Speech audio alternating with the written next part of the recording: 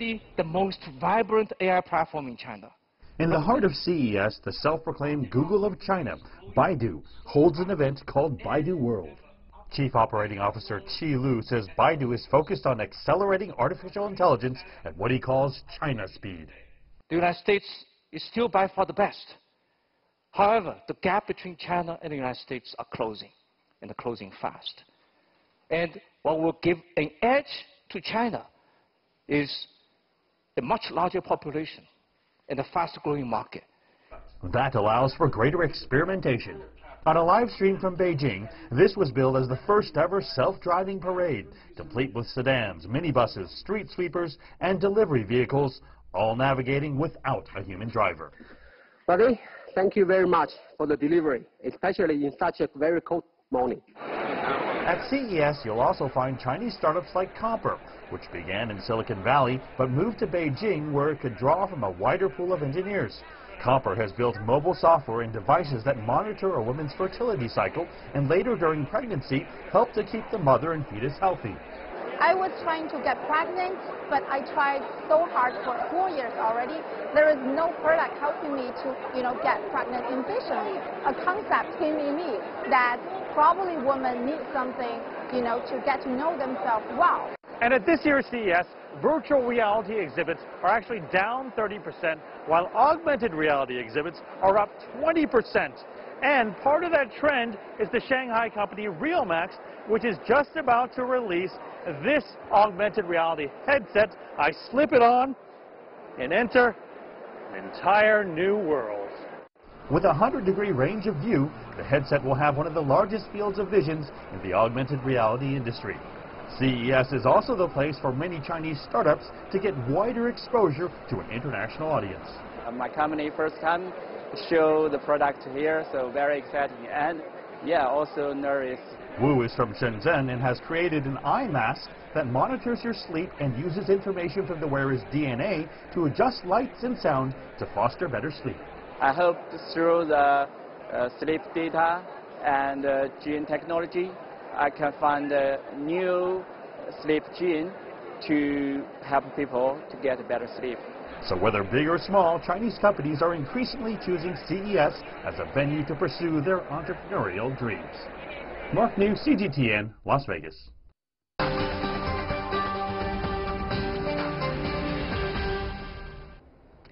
So everybody wants to be there at the CES this year. What are the latest trends and what's in store at this year's Consumer Electronics Show?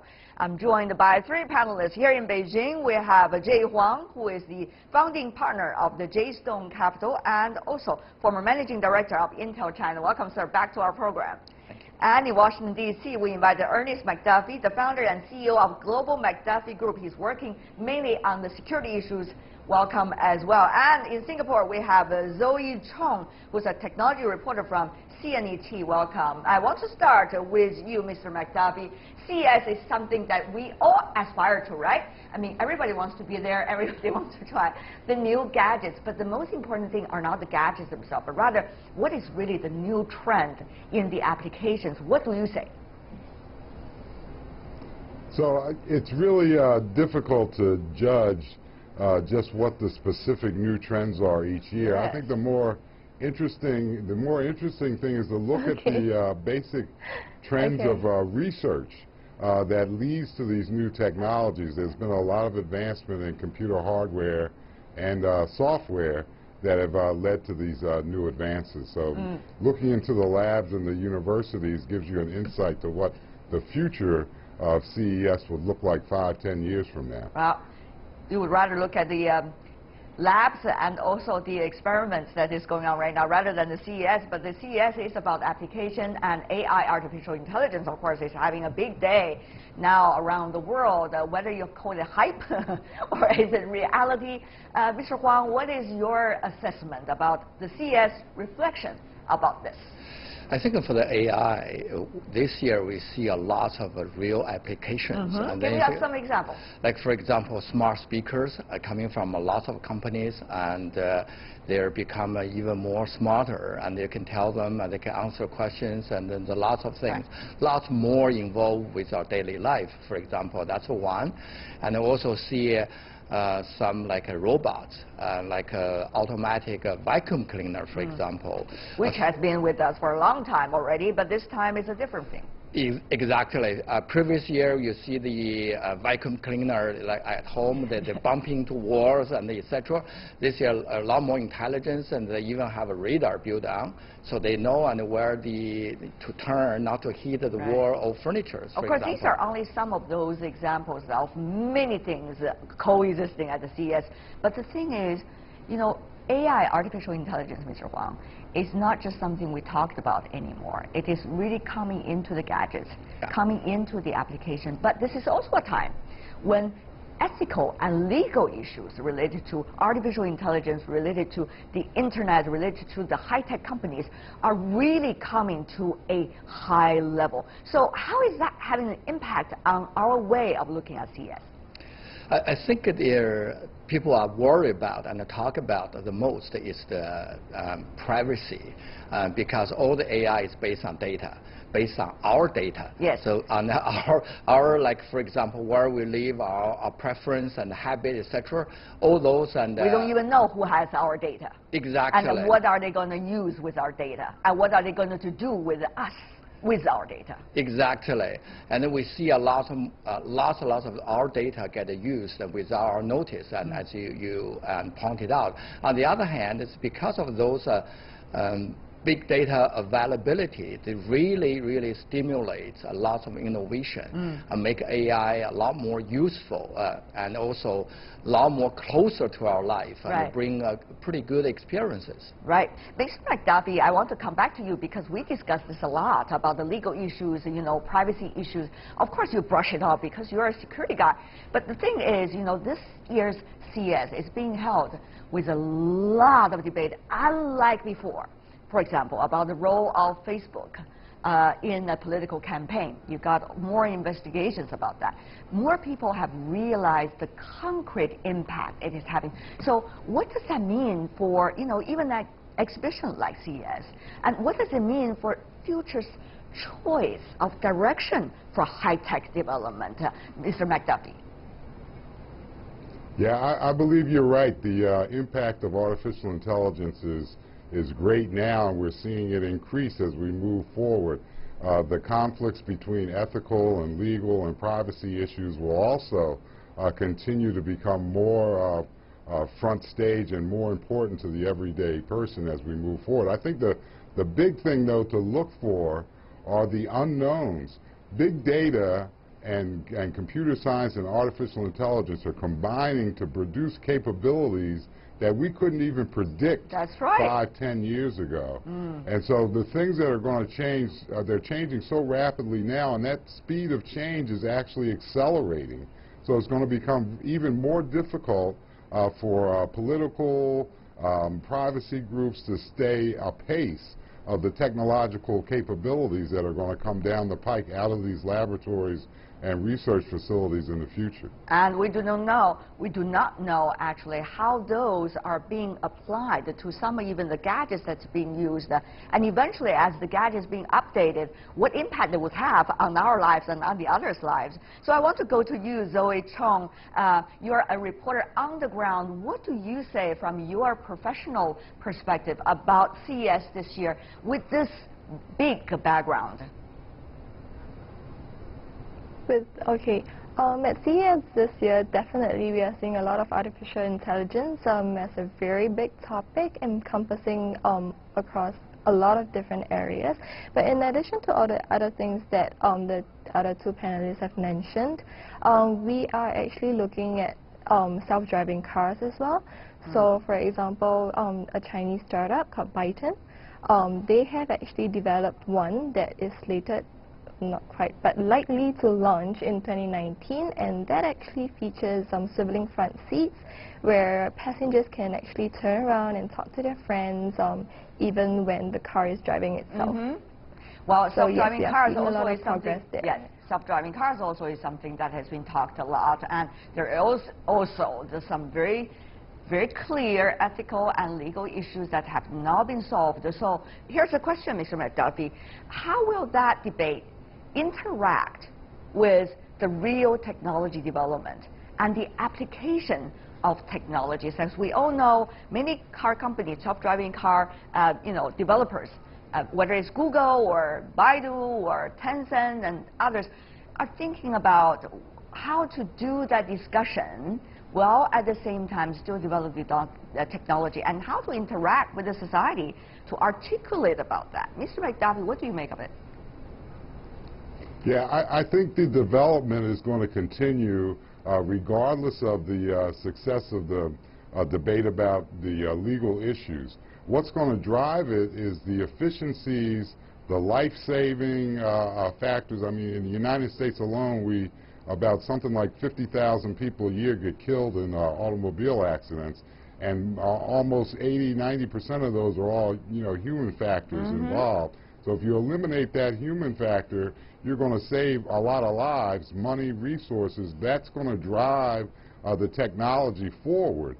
The political issues, the legal issues will have to catch up, and they will catch up, but it will just take time. Once we understand the capabilities and the impact and the benefits, the other side will be forced to catch up.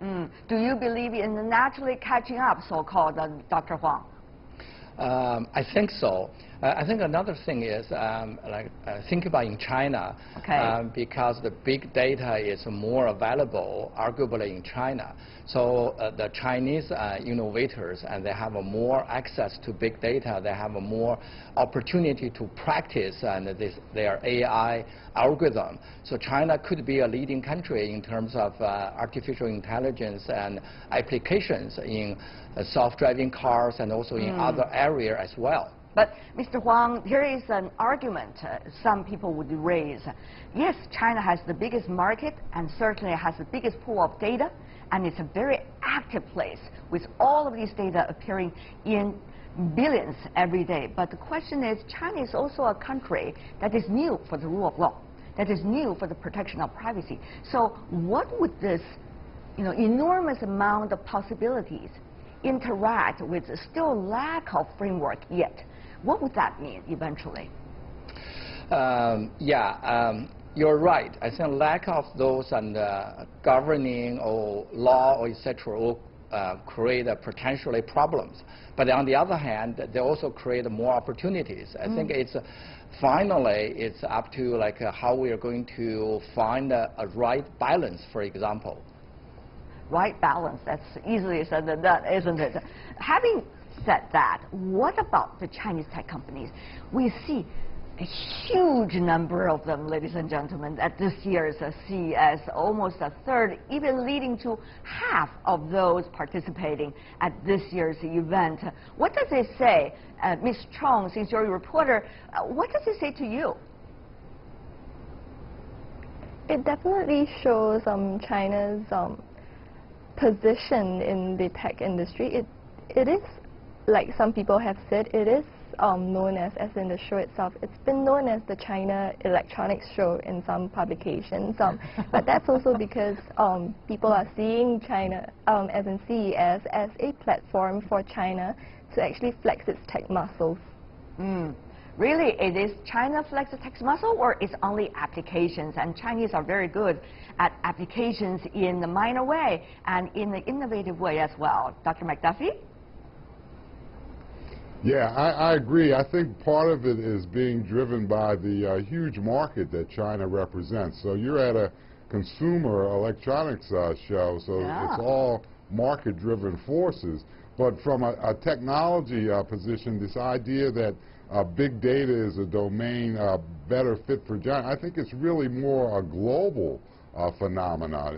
The advent of the Internet, the World Wide Web, means that this access to huge data sets is going to be globally available. So you're going to see more and more innovation from places all over the world. The Israelis, places in the United States, China, Australia, there really aren't going to be a lot of geographical barriers to access the large data sets, which is going to drive this.